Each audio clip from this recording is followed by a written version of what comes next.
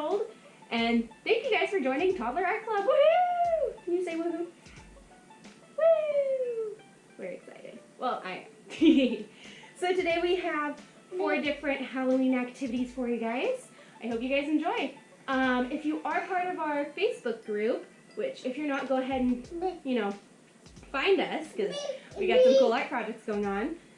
If you're part of that group, we do a Zoom every Friday, every other Friday. I'd like to move it to every Friday, but we'll see, All right. Without further ado, let's watch how to do these activities. Can you say bye-bye? Bye-bye.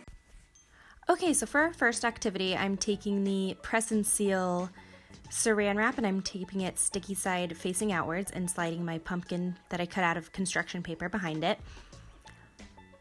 And I'm sealing off the entrances so Des can't pull our pumpkin out. There's our press and seal. All right, and then I cut out a whole bunch of different little pieces for him, different eyeballs and a pirate eye, some sunglasses and silly faces. And I just let him go wild for a while with this, and he enjoyed seeing me put on silly sticky faces. If your kid's older, I think they'll have a little easier of a time with this, but we did have fun playing and giggling with this one. All right, so I'll go ahead and speed it up here. All right, on to our next activity. So this one was a lot of prep work, but honestly, it was worth it in the end because it's a really beautiful painting overall. So what I'm doing here is I'm taking painter's tape and sticking it along a sheet of wax paper. This way I can make my own sticker. I'm just gonna trim off the little extra pieces here.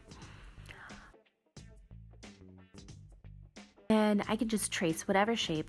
For this one, we're doing a castle. We're doing ghosts in the castle for this exercise. But you could use this sticker method for any sort of silhouette painting that you do with your kids, which makes a very easy, pretty painting. It did take me a pretty long time to cut out the castle, all the fringe and everything, but as you can see how pretty this turns out. Just go ahead, tape that on to make sure it's nice and secure. For this one, I gave Des orange, yellow, and red for his color palette. I like to stick to the 2 primary colors and whatever those mix into when I give Des colors. That way we don't end up with red, yellow, and blue and end up with a brown mush. This way we keep our colors nice and pretty. It's a really nice way to paint with a toddler because you end up with a really nice result in the end. So just let him go ahead and cover as much of the black surface around the castle can and make sure he doesn't run away on me.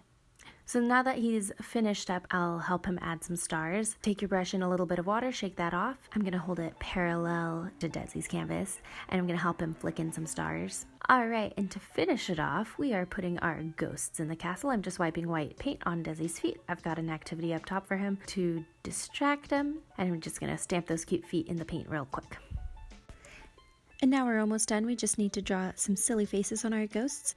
A nice little moon stamp in the corner. We used a wine cork for this. It just seemed like the perfect size for our canvas. Plus it gives it some texture since it's not completely flat. And there's our finished product. I think it's pretty cute. So this next one is a lot less prep and it's definitely worth the try. So what we're going to do here is we're going to draw a spider web with a white crayon, or in my case I had a white marker pen and that worked just as well. Once you're finished, go ahead, let your little one paint over the spider web with watered down paints. That way it's more like a watercolor and the spider web will magically appear. Then once that's dry, you can go ahead and do a handprint stamp of a spider.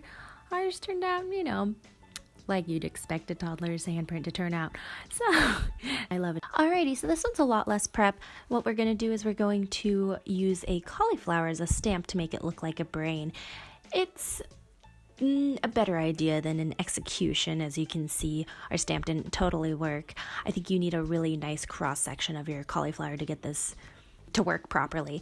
But I do think it was valuable for Des to paint a 3D object since that was a new sensory activity he hadn't done before.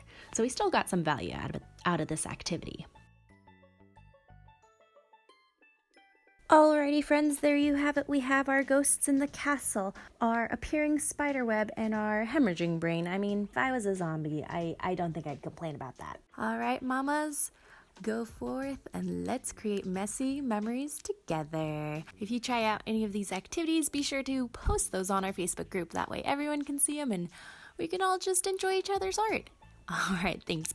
Hey guys, thanks for staying tuned to the end of the video. Oh, did you drop your book? That's okay. I hope these activities were fun for you and your little one. I know some of them are a little more prep work, but I mean, Des and I had a lot of fun doing these activities. Bye guys, we'll see you in our next video. Bye.